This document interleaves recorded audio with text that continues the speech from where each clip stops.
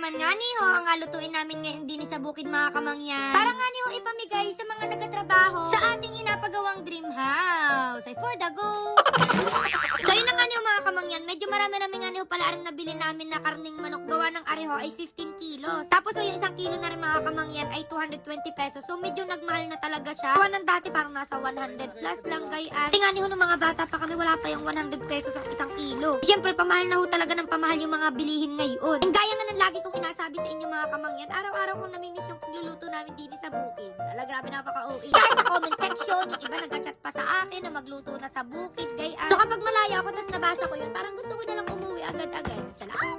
Luto ko pala na agawin namin din mga kamangyan. Ayun nga yung apritada. Gawa ng alam nyo naman, ang sarap talaga kainin ng mga gayong ulam. Kasi ho, syempre, natitikman lang natin yung kapag may mga handaan, mga birthdayan, gayang kasalan. O kasalan! Kapag nagagayat nga niyo pala sila tatay din mga kamangyan, din naman sa kabila, ayan, nagagayat na sila ng mga gamitin nga niyo sa pagluluto ho noon. Paano sa tunay ho mga kamangyan, kapag apritada, medyo marami-rami ho talagang sahog yun. Marami-rami samyang alagay. Diga, yung itsura para talagang may binyagan. Huwag kayong mag-alala, gagawa na kami mamaya.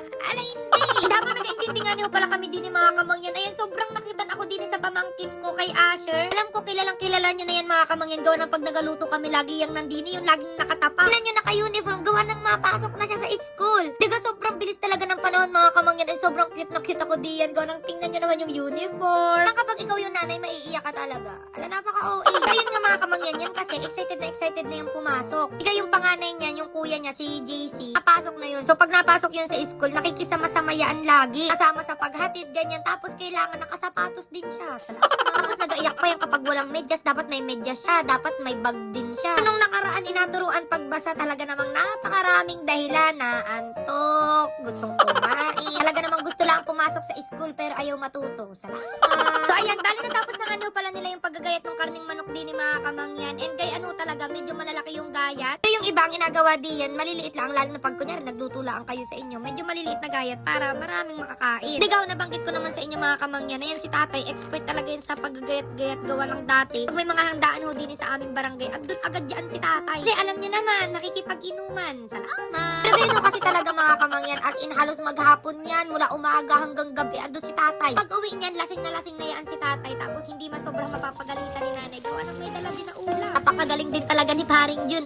Ayan, grabe, sobrang daldal, napakaraming chika. So nagisa nga nilango pala muna ako diyan ng bawang at sibuyas mga kamangyan. Saka ko na nilagay aring karning manok. Kasi yan, nagpatulong na nga niyo pala ako diyan mga kamangyan. Gawa ng diga, medyo malaki-laki aring tulyase. Tapos yung pinakang kalan niya, hindi ko alam kung kalan yung tawag niyan sa inyo mga kamangyan. Basta yung hindi uling na lutuan. Liit siya, so hindi man tugma. Kaya nga niyo, sa susunod, sabi ko, magpagawa na talaga kami ng kusina din sa bahay ko. Gawa ng diga, matagal ko ng plano yun. So nga nila ako, diga, naging busy kami. Pero huwag kayong mag-alala, gawa ng sa susunod. Agawan namin ng paraan. Para hindi na tayo mahirapan gawa ng sa tunay. Talaga namang medyo mahirap-hirap din magluto kapag garni. Salamat. Tapos ayan, after ilang minutes diyan mga kamangyan, nilagay ko na nga niyo, aring pagkarami-raming tomato sauce, tapos asin, paminta. Grabe ngayon palang mga kamangyan, talagang naaamoy ko na't nakakaguto. So ayan, naglagay na rin pala ako diyan ng kunting tubig, tapos so aring patatas at saka karot. Tunay mga kamangyan, kapag nasa probinsya ka, ang sarap talaga ng mga gayang ulam. Ano tayo, mga apritada, kaldereta, minudo. Ay, yung nakakalito na luto na yun, sobrang sasarap, mapaparami talaga yung kain mo. Tapos yung amoy niya, nakakagutom, tas mas nakakagana kapag syempre ang dami mong kasama. Tapulutanin mo pa, ay talaga namang for the go. Wow, for the go. Sabang naghahalo nga niyo dyan si Kuya Julius, ayan naman si Kuya Umpong at talaga namang finlex pa ang kanyang muscle. I think nakakawalang ganang kumain. Alay, hindi. Tapos ayun, nung kumulo na yan mga kamangyan, naglagay na ako diyan ng bell pepper, dahon ng laurel, konting asukal. Tapos so, aring dinurog na tinapay, pandagdag yan ng lapot at saka pampasarap din. Depende sa inyo mga kamangyan, pero si tatay, ganyan yung inalagay kahit sa adobo, naglalagay din siya ng gayaan. Tapos so, aring green peas. Tapos ayun mga kamangyan, hintayin na lang ang huyaan na maluto.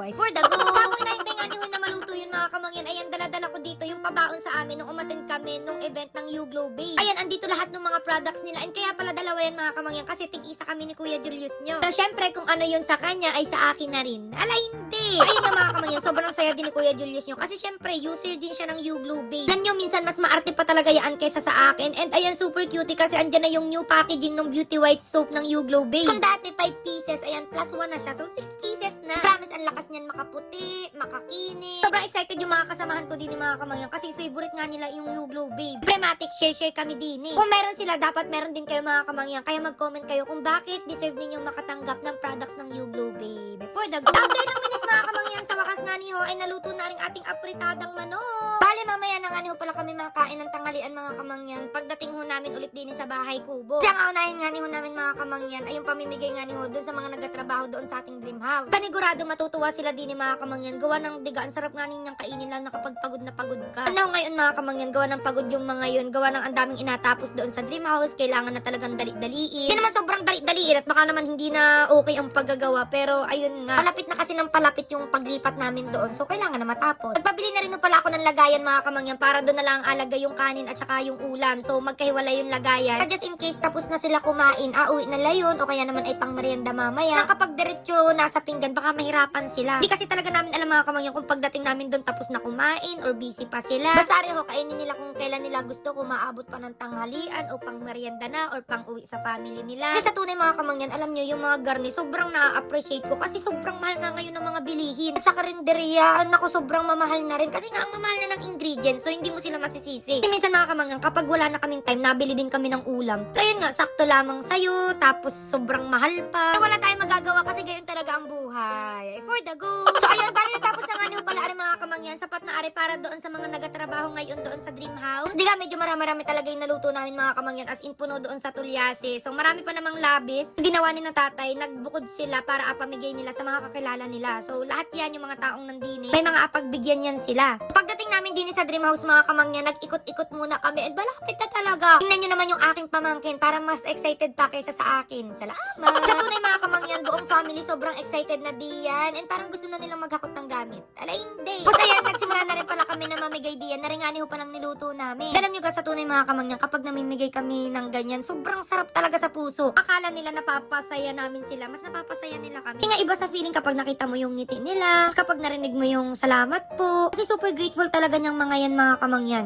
Ramdam mo yung pagpapasalamat nila. Kapag gayon, mawawala yung pagod mo. Kaya kapag may mga outreach program kami mga kamangyan, na yung kahit hindi kayo makakain, okay lang, basta makita mong busog sila, nakangiti sila, grateful sila. Tapos yun nga, kusang mawawala yung pagod mo sa pagluluto, sa paghahakot ng mga gamit. Ito naman ay simple appreciation lang mga kamangyan kasi nga super busy nila ngayon. I think sa susunod, dapat dali naman din ay Jinsito. Alay, hindi. So, ayun na mga kamangyan, mamili pa rin ako ng bibigyan ng gift. Basta i-follow nyo ng ating page at i-share ang video. O siya, hanggang dito na lang ang ating video at kami mag-ikot-ikot pa din eh. Bye-bye, love you. Okay.